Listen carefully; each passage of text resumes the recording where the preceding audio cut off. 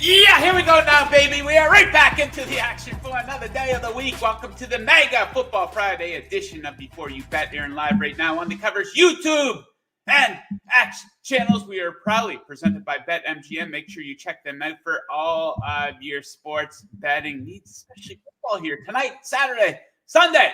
Jam-packed schedule here in college football and the NFL. We are going to be all over it on today's show. Brad Powers will be by here in a matter of seconds to get into the college schedule. Second half of the show is going to be our best bets for Sunday's NFL games. What a night in sports. Last night, the money Mets, the New York Mets, I thought they were down for the count. Nice bounce back by them to move on to the divisional series in the National League. Major League Baseball's got to be happy about that. You think the big-time networks want the Milwaukee Brewers in the mix? Absolutely not. So we're going to have Mets versus Phillies. That should be a fun series. And I don't think it's an exaggeration at all to say that was probably one of the better Thursday night football games of all time. More often than not, those games absolutely stink. That game, wire-to-wire offense, went into overtime. Now, I hit the Kate Auden over receiving yards bet, but if you watched the show yesterday, you know that I was on the Tampa Bay Buccaneers as a 1.5 dog. A bit of a bad beat, don't you think? They had the game in hand. There was a face mask call that didn't get called. Had that been called, they probably would have been able to seal the game. Then, of course, they end up fumbling the game away. Props to Kirk Cousins, though. You know, this guy typically a big punching bag on Thursday or in prime time. Not anymore. 2 big wins in primetime for him already this season. So shout out to him, over 500 yards of passing. So hopefully that theme carries over to other Thursday night football games this season. I doubt it, but we can hope that it will. Okay, if you guys want to participate in the chat, very easy to do so. Hit up that live chat on YouTube and on X. Yeah, this guy, 10P Kids, told you, Joe, 30-plus points from both teams last night. He said that. And the teams went to town. Hopefully you bet the alt over on that one, my friend. Good call on that one. So, yeah, guys, hit up that live chat. Let us know what you like this weekend in college football and the NFL. Okay, let's get right into the action. Let's start with some college football. Let's go down to our guy in sunny Las Vegas, Brad Powers. Brad, how you doing? Doing well, but I bet the under last night in that Atlanta game. So, I mean, I knew I had a loser right immediately. Did that went over early in the third quarter, or was it over by then? It did. Okay. Thanks for the reminder. Yeah, that was a fun.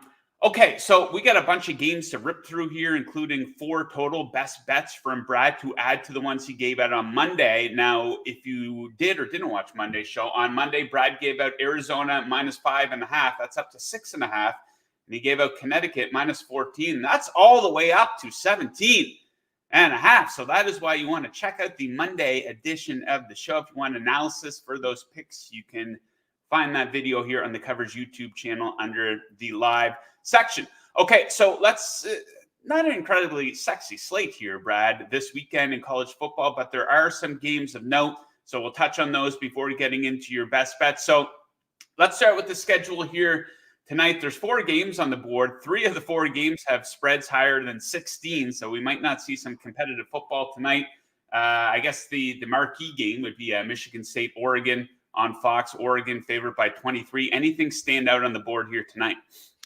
I'm going to go to the UNLV-Syracuse game, the one game that actually has a competitive point spread. I'll be going to it, so I'm pretty excited about the game. One of the biggest home games in the history of UNLV football, but I'm looking more towards the total than the side. I like the over, frankly, because UNLV is an entirely different team with the new quarterback. They can actually throw the football. Ask their all everything wide receiver Ricky White, who had 3 catches coming into last week, had 10 with the new quarterback. So I think because of a completely different style of offense, some value here on the over. Plus, on the other side, Syracuse, I don't know if anybody had Kyle McCord, the Ohio State transfer, leading the nation in passing at this point in the season. Okay, so a bunch of games I want to ask you about. One that I didn't throw to you in our pre-show email. I got to get your opinion on the total here of the Navy game, 37. People love pounding those unders. Any thoughts on the total for that matchup? I'm not wild about pounding this under in this year because Navy's offense is one of the better offenses in the country, at least one of the most improved offenses in the country. No, in fact, we've seen a little bit of over money this week, and I kind of agree with that. I'm going to tag it a different way. Navy team total over 22.5 for me is what I prefer in that game. Okay, let's go. Okay, so I think probably the best game here on Saturday, Missouri, Texas A&M. A&M favored by 2.5 points, total of 52. Missouri been a bit of a wagon against the spread, 11-4 against the spread in their last 15 games. Texas A&M's been a great fade, 1-7 against the spread in their last 8 games. What do you make of this matchup? Yeah, tough. I mean, I know you said 11-4 for Missouri. They're 0-2 in their last 2, though. It could have been outright losses as a big favorite against BC and Missouri. Fortunate to win both of those games. I had to come from behind in both. So I don't know what to make of this Missouri team. This is their first road game of the season. Here it is, October. A&M, it's won 4 straight since the Notre Dame loss in the opener, but they leave a lot to be desired. I guess what I trust most in this matchup is both teams' defenses. So let's go with the under. 11 a.m. start time. Sometimes get off to a sleepy start, under 48. Okay, next up, a team I was liking, Mississippi. Not so much last week, though. We had them as an 8-point favorite taking on South Carolina.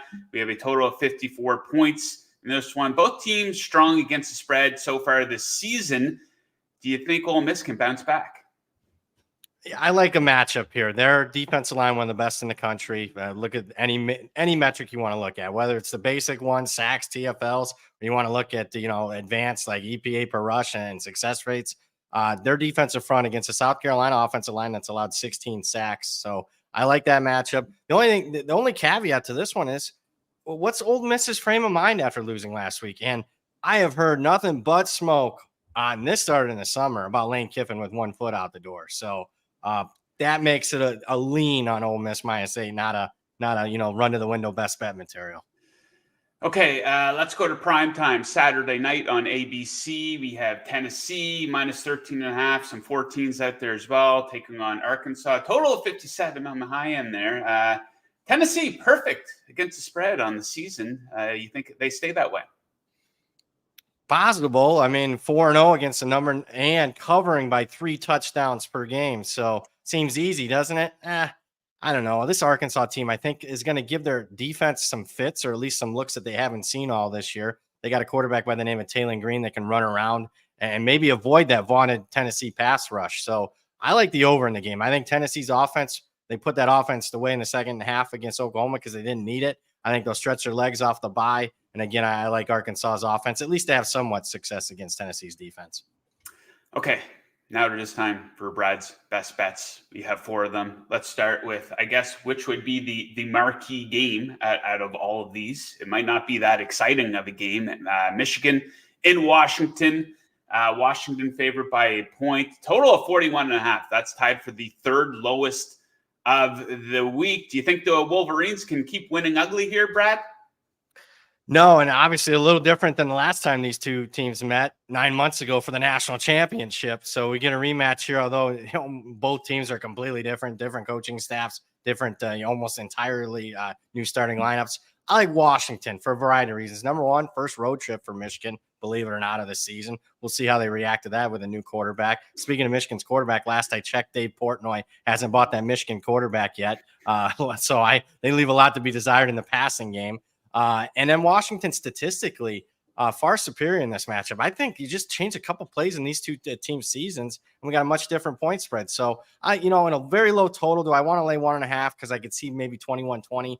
I'm just going to go money line Washington -120. But again, last week's game against Rutgers on Friday night, Washington missed 3 field goals. They got stopped on downs to 2. They had a crazy penalty that cost them 7 points where a kid came from the sidelines onto the field and they called a penalty on him. So I just think there's value in Washington this week. They win outright, get revenge. Okay, next up, let's take a look at Pitt as a 3-point favorite taking on North Carolina. Who do you like in this one? Yeah, not only is it a pro Pitt position, the Panthers have covered every game so far this season, but it's more an anti-North Carolina. I mean, this is it for Mac Brown. Gave up 70 to James Madison 2 weeks ago, blew a 20-0 lead last week to Duke. I don't know how much is left in the tank, and now they're facing a high-powered Pitt offense that likes to run tempo. Pitt for me -3. Okay, next up, Louisville coming off that loss to the Fighting Irish. They're favored by 6.5, taking on SMU. Do you like Louisville to bounce back? I do. And speaking of that performance, I liked what I saw against Notre Dame. I mean, the passing games improved. They got one of their best wide receivers back from injury for the first time this year. And I like their defensive front against SMU's offensive line that I still have question marks. And situationally, SMU first road game since week 0. Last time they were on the road, they almost lost outright to Nevada. And SMU, a little bit of phony finals, 5 non-offensive touchdowns already this year for them. I'll lay it here. Well, we're eating a lot of chalk here, Joe. -6.5. Well, let's keep eating some chalk here. A little bit of it this time. The fourth and final best bet, Marshall, favored by 3, Appalachian State, and you like Marshall. Yeah, unfortunately, it's more of an anti-App State play. Obviously, tragedy in that area. I think practice has been disrupted, to say the least. Living conditions have been disrupted. My job is to try to find value, and I'm not sure how you can quantify it. I think it's either a non-factor or it's everything, and it's worth several points that the market just can't obviously price in accordingly. And on top of it, on the field, last time we saw App State, they were losing by 5 touchdowns as a 8-point favorite on their home field. So I don't think this team's that good to begin with. They gave up 50-something, 56 in the first half against Clemson. This isn't a good App State to begin with. So Marshall -3 for me. Okay, let us wrap with something fun before we get into the NFL section of the show. Brad is a man of culture. He is a man of the arts, so we like to throw something fun at him on these Friday shows. We talked wrestling the past couple of weeks with a random question. So my random question for you, and people in the live chat can chime in on this. What TV show has the most disappointing ending of all time? I know some probably say The Sopranos. I was fine with that finale. I was. I mean, I think it's aged all right. The one that bothers me is Dexter, just because it was just a precipitous drop from the end of season 4. I saw you tweeting about it maybe a month ago. Slow burn. Yeah. Yeah, it was. And then it fell really flat for the finale. And then what even bothers me even more, I thought they were correcting that. I don't know if have you seen the new series that came out a couple years ago?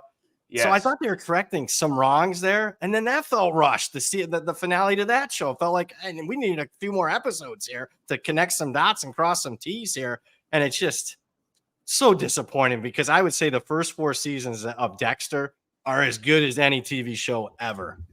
Yes, I have recently rewatched the first 4 seasons, and the first 4 seasons of Dexter, absolute money. Such a good show. It's on Netflix. If you've never seen it, I recommend checking it out. But the series absolutely falls off of a cliff, and the series finale was complete and total bullshit. Now, they did bring it back with the new blood. Did you know they're bringing back 2 more? Dexter, did you hear about this? They're bringing back. Yeah, I did. I kind of have hopes for it, though, Brad, because the guy doing the prequel is the guy who did the first 4 seasons of the show. Oh, so okay. It might be half decent. And they're also bringing back Dexter. It's Dexter Resurrection, they're calling it. So maybe he didn't die, spoiler alert, at the end of New Blood. But, yeah, I agree with you. Dexter sucked. One thing I will say, though, is it's very hard to stick the landing with these TV shows. Yeah. I didn't like The Sopranos. People are mixed about that. I thought it was a little chicken shit, kind of like choose your own adventure. It's up to the viewer to decide what happens. Some people don't view it like that. Lost sucked. They kind of wrote themselves into too many corners. Sons of Anarchy made no sense whatsoever. Somebody said, Game of Thrones? What was going on there? Oh, that was terrible. Someone said The Office. I thought The Office finale was good, but the show was, bullshit the past couple seasons. The finale should have been Goodbye, Michael. That the ending of season 7 should have been the ending of the show. Yeah. Breaking Bad. Yeah, that was a pretty good finale. It didn't, you're never going to get blown away by any of these TV series. As long as they could stick the landing a little bit. Succession was okay. Mad Men was okay. But just don't blow it, You have all these people in the room. You got to think that someone raise their hand and say, guys, this is stupid. It makes no sense whatsoever. Okay, yeah. So we are in agreement on Dexter as our Friday fun topic here. We'll think of something silly to ask Brad about on his appearance on next Friday's show.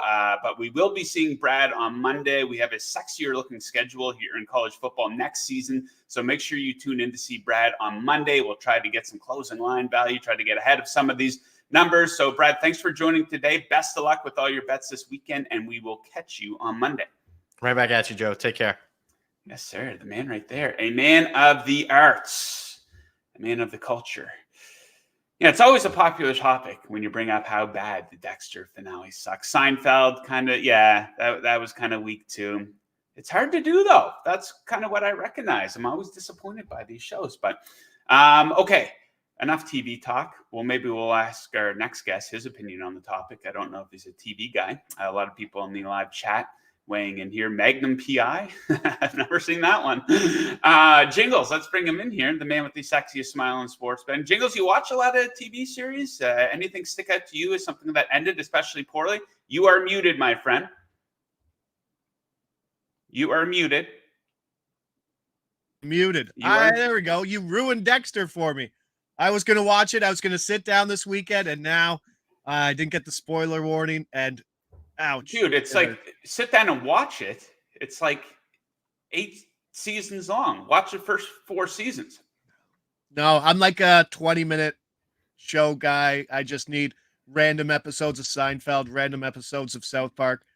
I hate watching dramatic TV shows. Like, I had to stop watching Breaking Bad because I hated his wife too much.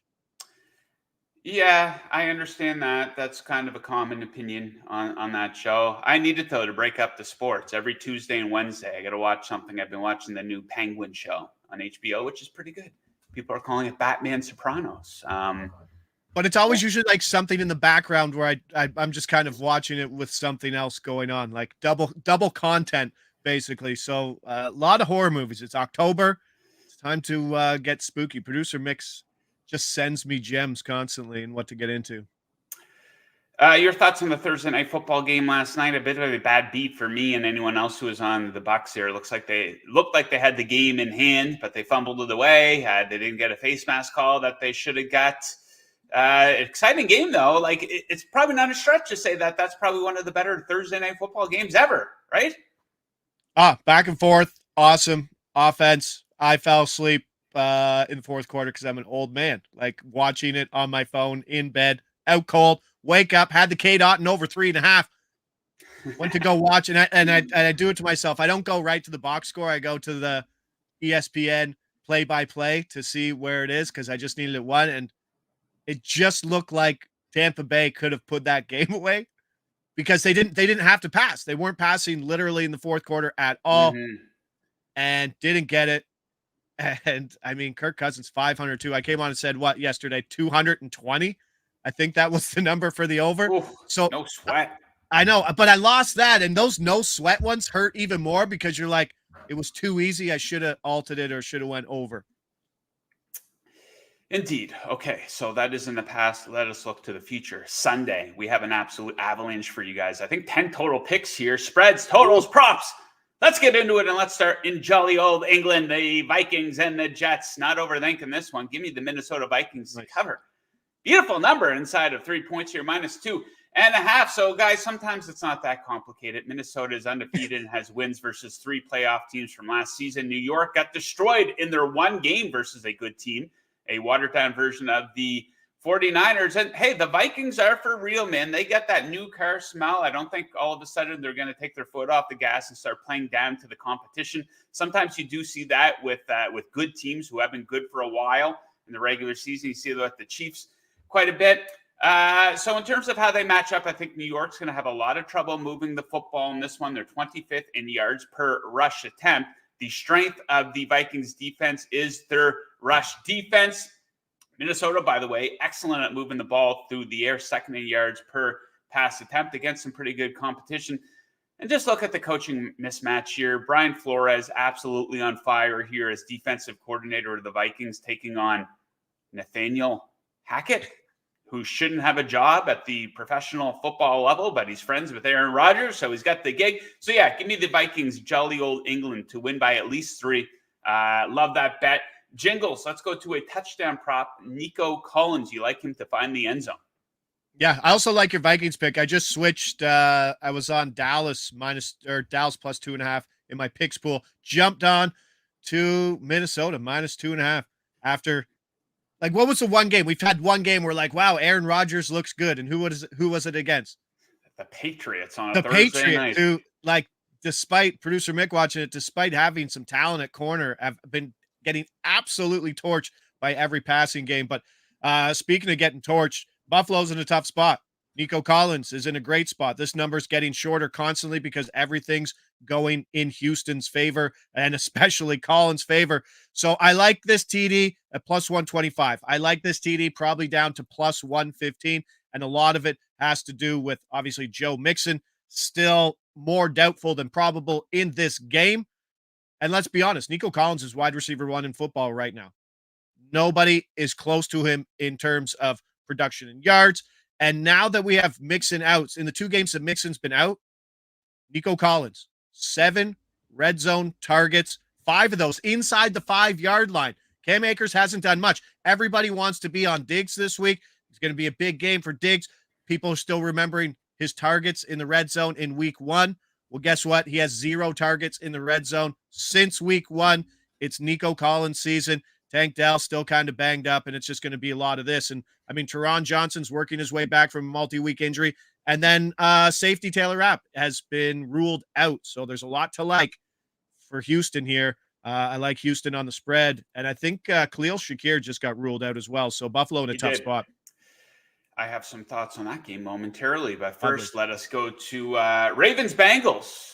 I think this is going to be a fun game. Give me over 49 on this one. So both of these offenses are absolutely buzzing right now. First and fifth in yards per play over the last 3 games. Expect a lot of big chunk plays for the Bengals. A bit surprising here. The Ravens have allowed a league-high 20 pass plays of 20 or more yards. Both teams doing an excellent job at protecting the quarterback. Both teams rank high on third down offense and red zone offense. So don't expect a lot of punting. If they get in close, expect touchdowns, not field goal attempts. And big trend for the game. The Bengals have now gone over in 8 of their last 10 games. They played in 3 straight games that have crossed the 50-point mark. So I think we get a fun one in Cincinnati with the Ravens in town. Next up, let's go to another touchdown. The flavor of the month here in the NFL, the flavor of the week, whatever. Jaden Daniels, you like him to get into the end zone? Number 1 offense, rushing. Number 1 offense, passing EPA per play. And an offense that absolutely is stacking rushing touchdowns so far, 10 on the season. He was plus 150 last week versus the Cards. And considering that might be the best matchup that you can have for this prop, I don't think there's been much adjustment in terms of the price here. Eckler's returning from concussion. Okay. Brian Robinson, DNP on Thursday. So the issue here was I just saw a tweet that said that Robinson was at practice with a helmet on, but they weren't sure in which he put. So we haven't seen the report yet. Dan Quinn said that Eckler has hit all the markers to return to play, but he is not past protocol. So it's a little muddy right now, but Jaden Daniels is the only one right now with the clear path. With his red zone work and his carries, 9 red zone carries so far, with 12, he would rank 9th among NFL running backs in terms of red zone carries, which is probably my favorite predictor of looking for these rushing props. He's got 4 TDs. He scored in 3 of the 4 so far. And if Jeremy McNichols is his only really healthy back, I think that's a great spot. 46 rush attempts on the year, which is a giant number considering it's just 4 games, 50% design run rate. So there's a lot to like in terms of Daniels and this TD price plus 130, probably buy plus 115. Okay, next up, my turn to talk Bills Texans. I'm going to take the under in this game. It has a total of 47.5. So big trend coming into this one. 14 of the Bills' last 18 games on the road have gone under. Rough stretch here for the Texans offense. They've gone under in 3 straight games. They've only averaged 16.6 points over their last 3 games. Their backfield is really beat up right now. Offensive line has a couple guys who are questionable as well. They will not be at full strength. And you heard Jingle say that Shakir is out for the Bills. So both offenses could be limited. Third down issues for the Bills. They're having trouble converting on third down. Quarterback protection issues for the Texans. They're allowing the 5th most quarterback pressure. So it could be an uncomfortable day for CJ Stroud. So we're going to go under 47.5. And that one should be a competitive game. Now you just mentioned this guy, Jeremy McNichols. Yeah, this is an interesting one that needs some context in this spot. So I tweeted out this morning that Jeremy McNichols was a buy at plus 500. He's gone down to plus 350 at MGM. But the recent news of Brian Robinson returning to practice after being DNP. Not sure if he was active at practice. He was just there. Makes this a little scarier. So the 500 was a great buy in that spot. If Robinson out, plus 350 is a great buy. If you're looking at this, hold on, see what Robinson does at practice, see what the report is there, and then maybe jump on that 350. The 500 is priced where he is the number 3 back, but you could almost jump up to the number 1 back depending on what Eckler does. So it's one of those things. Keep an eye on it. Buy it. I already have the plus 500 on my record. I already bought it. So probably not a buy right now. Give yourself a little information, see where it is. But he was the guy. He had the 2 touchdowns. He had the goal line carries last week. And if it's between him and Eckler for goal line carries, it's probably going to be McNichols. So he's a good one to keep an eye on. Okay, let's keep rolling. 4 more to go. I told you guys we got an absolute avalanche. Hit up that live chat. What's your best bet of the weekend here in the NFL? I think we're going to have some high-scoring games, including this game in San Francisco with the Arizona Cardinals in town. Give me over 49.5 in this one. So some big-time red flags here for the 49ers defense. They're struggling versus fairly average competition so far this season. 26 on third down defense, 23rd in yards allowed per pass attempt. Yeah, we saw these teams play back in December. The Cards racked up 400 yards of offense against them in that one. Now, some holes in the 49ers defense, but the Cardinals defense is even worse here, guys. They're 31st in yards allowed per pass attempt on offense. Who's first in that category? It's the San Francisco 49ers. Arizona defense struggling in the red zone as well. Touchdowns, not field goals here for the 49ers. And we're seeing a very high scoring pattern here in Cardinals games this season. 3 of their games have crossed that 50-point mark. The one that didn't, surprisingly, was the Lions game, which I think a lot of people were with me on the over in that one. But yeah, I think the pattern continues. High scoring, San Francisco, Arizona. Let's talk Dolphins. Let's talk Patriots, baby. Game of the season. Oh, can't wait. Can you imagine? Tickets. What a hot ticket this one is. Imagine not betting on this game. Yeah. I like the under probably. I don't think I'm going to bet it though, but you like a certain player on my Miami Dolphins. I just think it's a buy low spot for Jalen Waddle. Honestly, 36.5 yards. Ooh. That's a really small number, right? Like it closed at 38.5. And you have to assume that Tyler Huntley's probably only going to get better with this offense. And you know, Joe, more than anybody, that this is a very complicated offense, especially getting in and out of the huddle. So hopefully an extra week with Huntley. There's pictures of him just going to business, showing up on site, playbook in hand. Hopefully that works in a spot where it's such a low number. I think the projection somewhere around 49 yards, but the matchup is also incredible because New England has been absolutely brutal, as we touched on and saying that. Remember when we thought Aaron Rodgers was great and that New York Jets offense? Well, that was versus this New England defense. New England allowing 175 receiving yards to opposing wide receivers, the 5th most in football. So 5 pass catchers topped this number versus San Francisco last week. They made everyone think Aaron Rodgers was back in week 3. And Metcalf and JSN both had 115 plus yards versus the Pats back in week 2. 36.5. It's just, if it's ugly, there's usually value on it, but you usually don't get good name guys like Jalen Waddle at a number like this. Yeah. So let's take the over. Yeah, it looks like the Dolphins will have Armstead back on the offensive line. He makes a big difference for them. Someone in the chat asking Mostert touchdown plus 280. Is Mostert confirmed to play? Now, we know this guy was a touchdown machine last season. So I don't know, plus 280. That's not a bad number. But my prediction for this game, and potentially for the Miami Dolphins to turn around their season, they will win this game if Mike McDaniel wears a hat and wears full-length pants. It's not a goddamn fashion show out there, Mike. No one cares about your $10,000 watch and your gold-rimmed sunglasses. Be serious. Wear a hat. Don't show your ankles. And the Dolphins will win. You heard it here. I think there'll be a lot of people laddering Tyler Huntley's rushing props this week as well, too. Up to 40, up to 50. Yeah, they called quite a few runs for him last week, didn't they? Okay, my final pick of the show.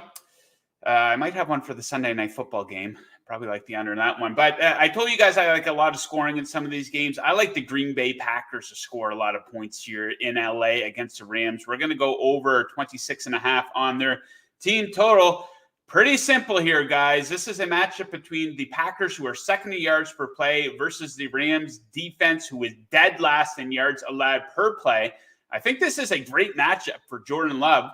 He still hasn't won a game this season. Kind of funny that they're 0-2 with him, 2-0 with Willis.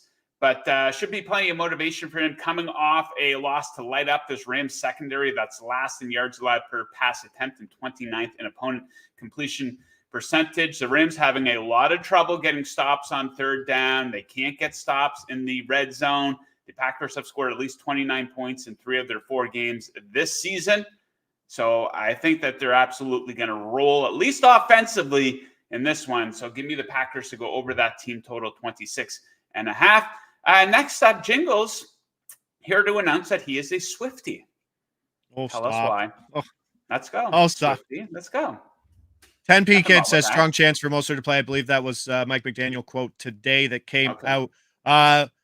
It's interesting, right? Like plus 280 for a price for what? Running back 2. I mean, if you can guarantee 1 red zone carry, I think anything at plus 280 is fantastic. I would take 2 red zone carries on anybody at like plus 200 or better. But getting to Swift here, and we'll get to his backup also, but 25 plus receiving yards, plus 210. I wanted the 14.5. I said, you know what? This is a decent spot to go alt over, to go milestone. And that's where we are here with Swift. I was on Roschon Johnson last week. It hurt my feelings, but Swift absolutely busted out of it. And he took the stranglehold back on the number 1 job outside of the red zone carries. RJ had 7 carries and 0 targets last week, where Swift had 16 carries and all 7 running back targets. He's had at least 4 targets per game in his last 3. He's flirted with this number, 72 receiving yards last week. If anybody hit his alt overs, laddered him, absolutely banked money last week. But the big thing here is the massive injuries that Carolina continues to deal with on defense. Derek Brown, obviously out. That was their leader. Shaq Thompson, now surgery, out. That was their leading tackler, their leading snap share guy on defense. Josie Jewell, the second snap share inside linebacker, DNP on Thursday. Starting weak side linebacker, Charles Harris, also limited. This was a team that was not great defensively to begin with, and now is losing massive key injuries. And as everybody says, it seems to be a cluster injury at the position of linebacker, and who's at a lot of these times sneaking out to stop that running back on those routes. It's that group. So love the over 14.5, but I think this is a spot where he can bust and go 25 plus at plus money. Okay, let's talk a little MLB. What a game last night. The Money Mets. I had Ken with them out, and I'm thinking, oh my God, this has got to be Major League Baseball's worst nightmare if the Brewers keep advancing. If you had the Brewers playing one of the AL Central teams, the TV networks would not be happy. Fans of those teams, absolutely. People don't like it when I say this, but hey, guys, at the end of the day, it's a business. They want the big ratings. I think, you do get more buzz when you have teams like the Yankees and the Dodgers advancing here in the playoffs. And Ohtani versus Judge would be really cool. Let's be serious. And it goes back to our talking point yesterday, right? About like you go play all these games and you have this great closer in Williams, who was one of the best and has been one of the best. And it comes down to that one pitch. Like it's crazy how small sample size moving on in baseball is. Yeah, I saw a video breakdown. He was tipping his pitches last night. I think it was John Boy Media. The guy had a great 5-minute breakdown on it. And it's funny, man, because these things are so impossible to predict. Like, you can look at guy's body of work throughout the regular season, and hey, this closer is fantastic. He's virtually a lock always to get the save. And then you come out in this incredibly high pressure situation, and you're out there on that mound all by yourself. It is on you. And he fucking blew it for his team. You feel bad for the guy. I don't think I'd be Mr. Confidence up there in that situation. It's like, the field goal kicker with the game on the line. It's all on that dude. He's been sitting there the whole game doing basically nothing. In the case of a kicker and a closer, then all of a sudden, all eyes on you. And I guess he caved to the pressure. He's tipping his pitches. He kind of gets out of his routine a little bit. But, good for the Mets. It's a great story. I talk about the Mets. You know who the happiest Met is probably today? I forget who it was. the guy who came in after Jose Quintana and gave up back-to-back solo Buto. shots in the 0-0 game. Not built for the big moment. But yeah, the Mets, I talk about them. It's funny. Their owner is probably the richest guy in baseball. He's got a net worth of $1 zillion. But the Mets have this scrappy underdog team for some reason. It's because, the Yankees' little brother, essentially, they kind of went into this season almost looking at it as not a rebuild by any means. But last year, we saw them get rid of Scherzer. They get rid of Verlander. Kind of the approach that they're not totally all in. And here they are advancing to which should be a very exciting, very interesting series versus their rivals, the Phillies. So it's kind of cool having those two going against each other. The Phillies favorite by, I'm seeing -190 for that game tomorrow. Zach Wheeler on the mound. Mets have not named a starter. Tigers haven't named a starter. It's going to be tough for them to beat Wheeler and Nola right out of the gate on the road in Philly, who's going to be jacked up. But like for baseball, Mets, Phillies, that's a good series. It's funny, though. You see the Yankees, Garrett Cole pitching -205 favorite tomorrow night versus the Royals. And the Royals can't hit for shit. But we've seen Cole's been up and down in the playoffs. He's not a total lock to go out there and just go 7 and allow just one run. And then the game of the night, you have Dylan Cease versus Yamamoto. Dodgers -135. They're often a much bigger favorite at home here. So who knows? We talk about this layoff that these teams have, and we've seen it hurt them in the past. And I guarantee you, if the Dodgers or Yankees get bounced, especially if one of them gets swept. Gonna be talk about changing the format? They're going to, well, they were talking about it last year, but they will change the format. They absolutely will, right? Because it's bad for business, man. We talk, sports are a business. I know you guys, you like your small team town AL, small city AL Central, but they like the teams in the big TV markets. Fox is paying the big money to broadcast the World Series. And, they don't want to see the Tigers in there. They do not want to see the Royals in there. They want the Yankees because that's going to get more eyes and they can sell more commercial space and make a lot more money. JPC4, Tigers, Royals, ALCS is going to be wild. Could you imagine?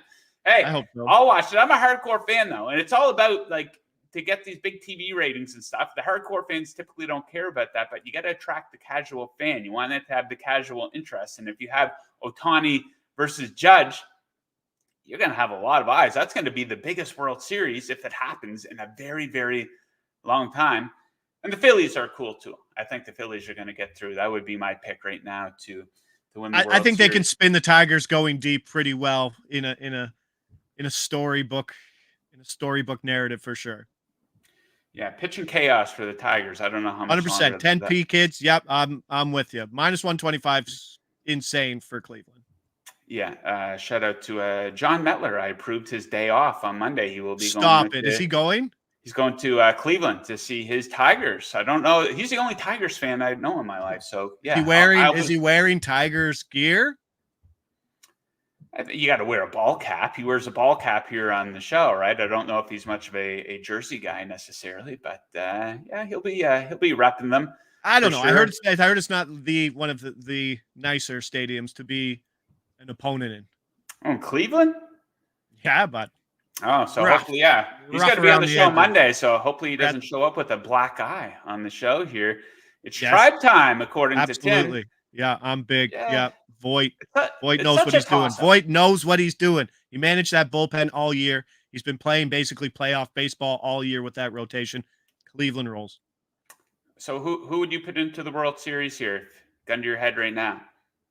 Oh, gun to my head is because I have tickets on Kansas City. But I want Kansas City to beat the Yankees. I got a lot of money invested in Witt too. So Kansas City, Cleveland on that side. Other side, San Diego, Philadelphia. I mean, San Diego's throwing out Dylan Cease in their third game. That's a hell of a rotation. He's pitching game 1. Yeah, but their third game in the playoffs. Oh shit! Okay. Right? Yeah. And then Darvish hasn't even got the ball either. Yeah. Yeah. So yeah, that's one hell of a rotation. They got the Dodgers beat there. Dodgers fans have much confidence in Clayton Kershaw come out. Probably not. Walker Buehler, probably not. Strong one too. Yamamoto and Jack Flaherty. bet the Tigers wish they had Jack Flaherty, right? For sure, but like Detroit has to win every game that Skubal pitches. Like if they lose a game where Tariq pitches, like that's just going to be a heartbreaker for him. Yes, absolutely. That might be what does them in. Okay, so yeah, we're going to be right back on Monday covering the Monday Night Football. Brad Powers is going to be here, and we're also going to have picks for the Monday playoff games. Jingles is going to be here as well. To recap my picks for Sunday, jolly old England, give me the Vikings there, -2.5 versus the Jets. Ravens, Bengals over 49. Bills, Texans under 47.5. Cardinals, 49ers over 49.5. And Packers team total over 26.5 taking on the Rams. Jingles, would you kindly recap your picks? Yeah, Nico, big game indoors versus Buffalo. I think Houston cruises. Really like Houston, really like Minnesota. Plus 125 there, probably buy to plus 110. Jaden Daniels, anytime plus 130. That running back situation is getting muddy, as I pointed out with the Jeremy McNichols. Anytime. Stay off the 350 right now, is what I'm saying. I already tweeted out the 500. 500 is good in the situation it is now, but Ryan Robinson was spotted at practice, so we're not too sure that situation. And Eckler hasn't even passed protocol, even though Dan Quinn said arrows are pointing up. I believe that was a quote. And then Ugly Town, Jalen Waddle over 36.5, because who doesn't want to watch that football game? And DeAndre Swift, I think he has a chance in his range of outcomes to top his 14.5 significantly, plus money, 25 plus receiving yards, because Carolina is decimated at linebacker. All right, that is a wrap on the Mega Football Friday edition of Before You Bet. Thank you to both of my guests for joining today. Thank you to producer Mick for producing. Thank you to BetMGM for sponsoring our show. Thank you to all the viewers who have tuned in live, or if you guys are watching the recap or listening to the podcast. By the way, the show is available in podcast format if you prefer that, so you can check that out. If you are not subscribed to the Covers YouTube channel, smack that button right down there. We got a lot of great content on there right now. Opening day for hockey, by the way. If you're interested in the NHL here, Jingles 20 had minutes. his show earlier this morning. You can check that out. UFC pay-per-view, UFC 307 going down tomorrow in Utah. Our best bets video is up for that, so you can check that out. You got to get creative with how you bet the main event. So check that out, guys. Thank you for tuning in. Best of luck with all of your bets this weekend. We will catch you again on Monday. Woo!